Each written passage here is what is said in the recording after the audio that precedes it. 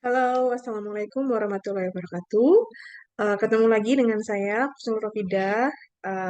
Kali ini saya akan membahas beberapa tips ya, tips dan juga strategi untuk mendapatkan LOA atau Letter of Acceptance. Ini merupakan salah satu dokumen yang sangat amat wajib dipenuhi bagi teman-teman atau rekan-rekan yang ingin mendaftar beasiswa pendidikan Indonesia dan juga mungkin untuk apply beasiswa dan yang lain-lain karena umumnya LOA itu sebuah langkah awal yang akan menjadi proses penentu teman-teman untuk proses selanjutnya gitu ya. Nah, untuk bahasan kali ini saya akan sedikit membahas gimana caranya untuk berburu LOA dari University of Queensland, Australia. Nah, kenapa UQ gitu ya? Kenapa kok University of Queensland Australia per tahun 2023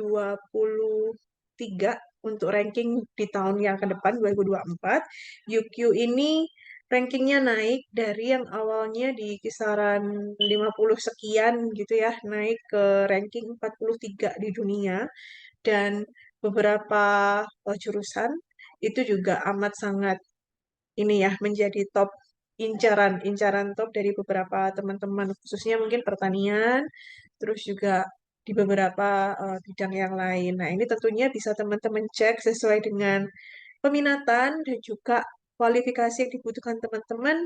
Kalau di UQ ini maunya nanti jurusan apa kayak gitu. Nah, tipsnya sebenarnya singkat gitu ya. Kalau mau apply S3 gitu. Wah, agak macet nih. Untuk UQ sendiri, untuk ini program yang ini ya, saya kejar itu program Doktor in Philosophy atau PhD di manajemen gitu ya. Jadi ada di bawah lingkup Business School, UQ Business School. Namun umumnya sih kurang lebih sama dengan persyaratan di school yang lain ya atau di fakulti yang lain untuk dapat LOA syarat utama yaitu website check. Cek dulu di websitenya, kepo-kepoin, banyak banget informasi yang ada di situ. Terus yang kedua, cek entry requirement-nya seperti apa.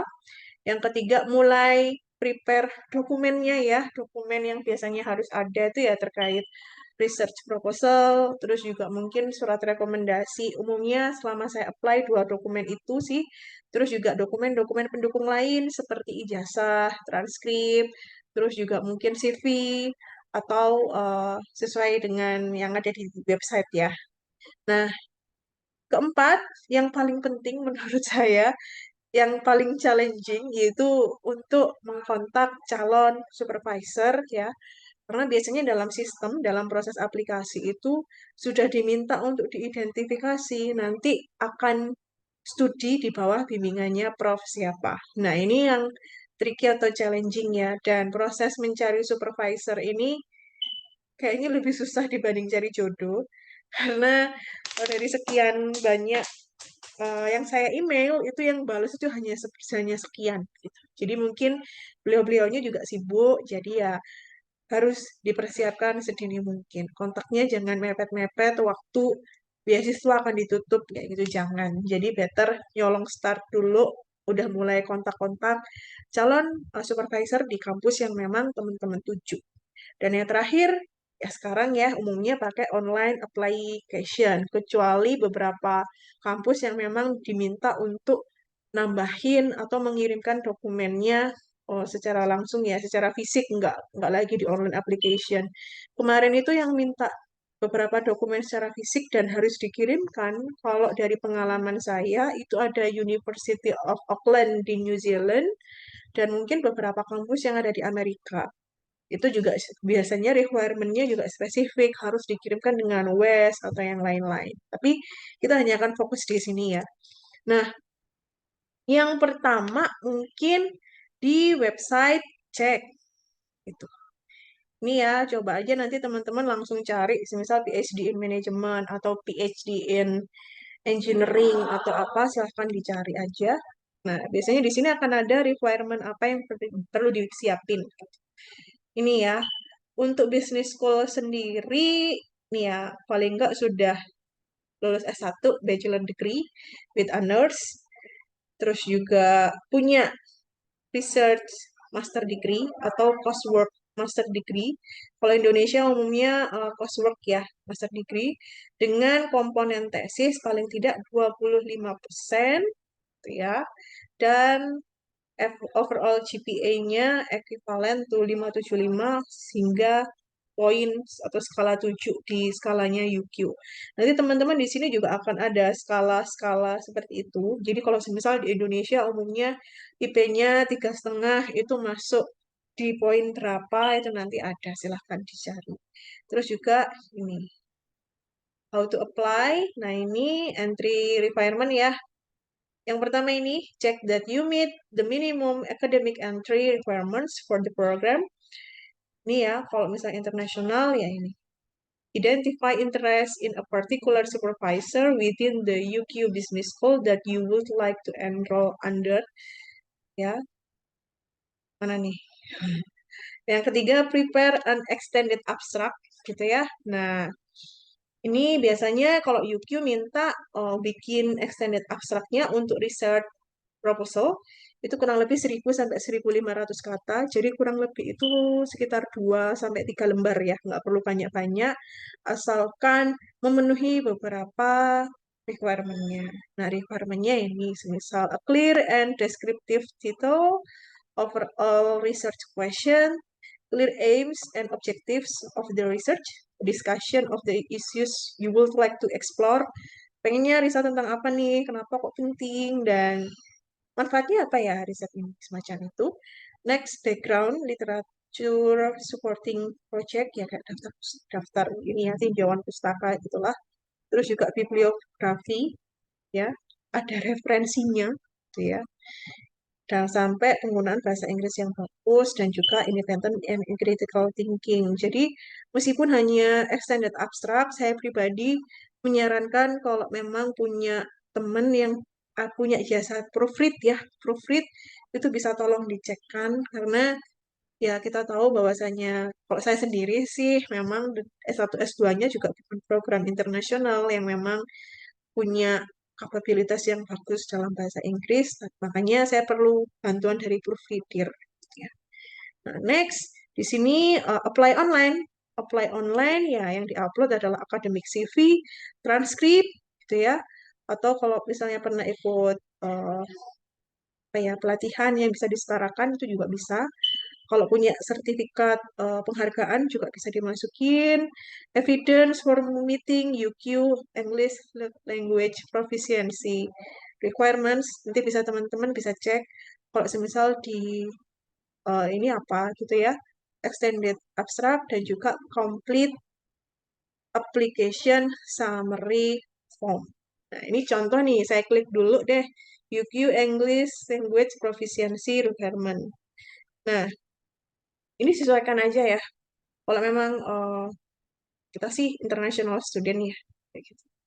Nah, to be eligible for entry to most UK programs, you need to meet our minimum English language requirements. Overall IELTS of 6.5 and 6.0 in all subbands or equivalent. Jadi syaratnya 6,5. Gitu ya. Nih. Nah, syarat ini mungkin akan berbeda di tiap school, makanya teman-teman perlu cek, karena requirement-nya kadang nggak bisa disamain. Nah, next, ini yang HDR online application form. Nah, ini untuk business school ya, spesifik di business school, jadi nanti teman-teman bisa mulai ngisi nama, student number-nya dikosongin aja, propose HDR programnya ya, katakanlah apa nih, PhD misalnya. Disiplinnya lebih kemana? Saya lebih ke manajemen. GMAT atau GRE result ini nggak wajib, jadi nggak perlu. Kalau emang nggak punya, nggak perlu diisi, nggak apa-apa. English requirement-nya katakanlah 6,5.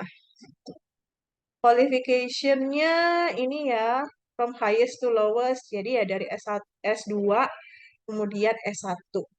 SMA nggak perlu. gitu ya. Hanya S2, S1, honors-nya apa, apakah cum laude, seperti itu, GPA-nya berapa, tesis result-nya itu totalnya berapa persen dari sekian komponen perkuliahan. Dia sama dengan ini, terus institution name-nya seperti apa. Nah, ini institution ranking. Kalau teman-teman klik, ini akan nge-link ke sini, topuniversities.com. Tinggal dicari aja kampusnya teman-teman, masuk di ranking berapa country. Nah, di sini bagi yang sudah punya publikasi bisa dituliskan juga, misal publishnya di jurnal yang mana, semacam itu. Nah, ini ya, ini untuk yang higher degree. Kalau semuanya itu nanti disesuaikan dan juga diisi, itu nanti teman-teman akan bisa dapat ini, dapat offer gitu kita bilangnya. Coba deh saya bukain apply akun UQ saya. Oke. Nah, ini adalah portal. Kalau teman-teman nanti kalau misal sudah siap ya, dokumennya sudah ready semua, itu bisa nanti ini, please visit online application portal. Sorry nih, internetnya agak kurang cepat, kurang kilat. Ini karena saya udah login ya, jadinya langsung terkoneksi. Nah, teman-teman, saya itu apply UQ itu apply 2 kali. Apply yang pertama gagal, di reject. Apply yang kedua baru ada kesempatan gitu ya. Nah, namanya aja di online application, biasanya ada beberapa dokumen yang perlu teman-teman isi. Contohnya seperti personal information, mulai dari nama, tempat tanggal lahir, email, alamat, semacam itu. Citizenship dan residensinya juga alamatnya di mana dan yang lain-lain, permanent mailing address, permission to release information, jadi informasi yang teman-teman input di sini itu nanti akan dijadikan sebagai bahan untuk untuk mengirimkan informasi-informasi yang terkait dengan pendaftaran di UQ. Kalau ini biasanya enggak ya, reviews atau current student staff ini no.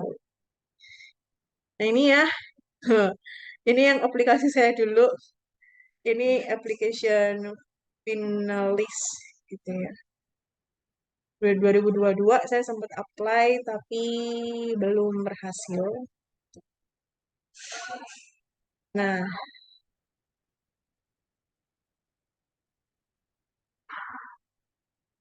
belum, bukan yang ini, keliru. Tapi yang di situ saya gagal intinya. Intinya gagal. Intinya gagal ya di tahun 2022 itu kayak penuh kegagalan sih kalau buat saya.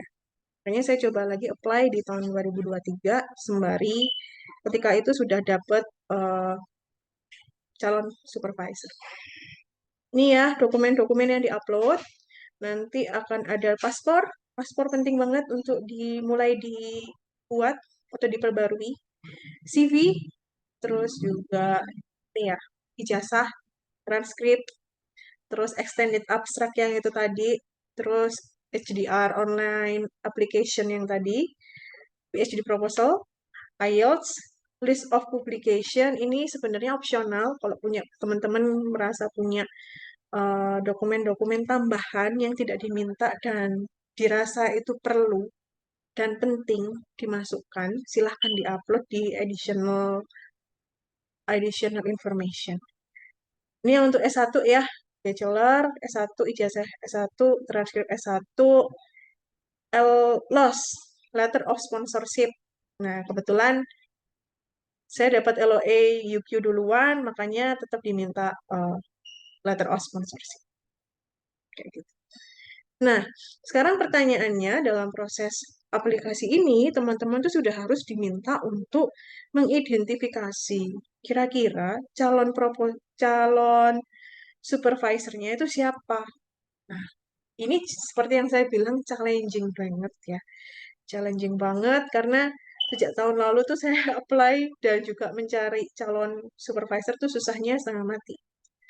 Nah, ini kebetulan saya nemu di akunnya UQ, di websitenya UQ, di website yang itu tadi, itu tuh ada list atau ada link yang merujuk pada dosen-dosen di business school ini siapa aja sih. Nah, teman-teman bisa mulai kepoin satu-satu dan yang kira-kira sesuai dengan bidang dan minat riset teman-teman itu yang mana. Nah, ini contoh email awalan yang saya kirimkan saat itu ya. Jadi ya sudah kenalkan nama, terus sekarang kerja di mana, terus dapat informasi atau kontaknya itu dari mana, dari websitenya UQ gitu ya. Tujuannya apa? Ya udah langsung aja finding potential supervisor, terus dijelaskan saya lulus dari mana dan rencananya untuk PhD di tahun berapa. Dan di sini ada topiknya ya. Topiknya apa? Sengaja saya highlight karena privacy. Dan ini, saya tanya gini sih, I am wondering if you are interested in my topic. Tapi saran saya buat teman-teman, kalau misalnya awal-awal ngirim email semacam ini ke supervisor, calon supervisor, langsung kirimin ini CV teman-teman. Karena di sini saya lupa, nah ini ngirimin CV-nya gitu ya. Jadi CV saya lupa saya cantumin, beliaunya bales, oke, can you send me your CV? Kayak gitu baru dikirimin CV dan juga proposal. Kalau memang orangnya sudah membahas. Nah, qadarullah gitu ya, setelah 2022 penuh penolakan, akhirnya di awal 2023 saya mendapatkan offer gitu ya. Offernya itu sebenarnya untuk studi di bulan Januari 2023. Namun karena saat itu saya juga belum dapat sponsor ya, belum dapat sponsor atau belum dapat beasiswanya, jadi saya minta untuk defer. Bisa enggak ya email gitu ya, email ke HDR-nya atau Higher Degree Research Division-nya di UQ untuk mendefer karena saya masih proses pencarian sponsor. Karena kita tahu ya proses untuk dapat atau sekolah di luar negeri itu mahalnya subhanallah saya nggak mampu kalau bayar sendiri. Jadi ya ini akhirnya dapat LOA unconditional. Iya.